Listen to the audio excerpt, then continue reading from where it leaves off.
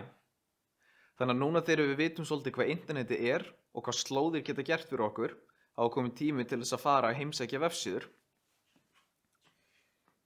Til að heimsækja vefsíður þá notum við forrit sem að kallast vafri. Í Samsung spjaldtölvunni okkar er vafrinn táknaður með Saturnus tákni, eða við getum farið upp í öll forrit, farið í Samsung appuna og ýtt á táknið sem ástendur internet. Þegar við opnum vafrinn í fyrsta skipti þá lítur hann einhvern veginn svona út.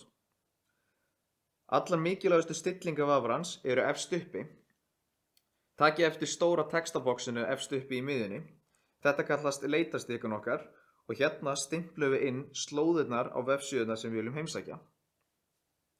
Ef ég vil núna heimsækja einhverja vefsíðu eins og til dæmis Ríkissjónvarpið, þá fer ég í leitastikuna mína og ég stimpla inn slóðina ruvav.is sem er slóðin fyrir Ríkissjónvarpið. Síðan þegar ég er búinn, þá opnast vefsíðan og hún tekur síðan yfir allan skjáinn.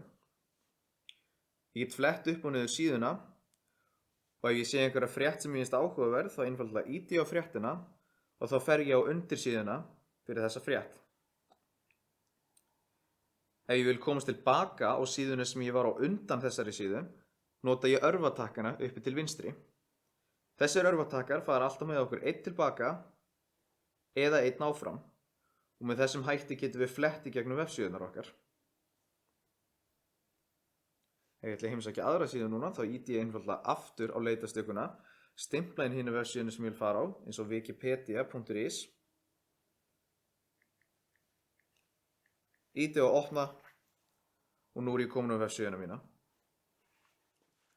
Þannig að svona komumst við á vefsíður. Við opnum vafran, við stimplum inn slóðina sem við viljum heimsækja og þá erum við komin á vefsíðuna okkar.